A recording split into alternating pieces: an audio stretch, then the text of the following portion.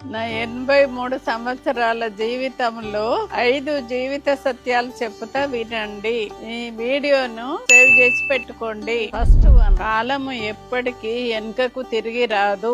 ఆ రోజు స్టార్ట్ చేస్తామన్న పని అదే రోజు స్టార్ట్ చేయండి. కాలము బంగారం కంటే విలువైనది. ఒక్క నిమిషం కూడా వేస్ట్ చెయ్యకండి సమయాన్ని. రెండోది, కట్టెతోటి కొట్టిన దెబ్బ మానిపోతుంది గాని మాటతోటి కొట్టిన దెబ్బ ఎప్పటికీ మానిపోదు. మూడోది, ఎప్పటికీ ఏది శాశ్వతం కాదు. మనకు మనుషులైనా ఎవరైనా ఏది శాశ్వతం కాదు. మనకు మన పక్కకు కూర్చొని నవ్వుతూ మాట్లాడేటోళ్ళు కూడా ఏదో ఒక సందర్భంలో మనకు దూరం అయిపోతారు. అందుకే ఉన్నన్ని రోజులు మంచిగా ఉండండి.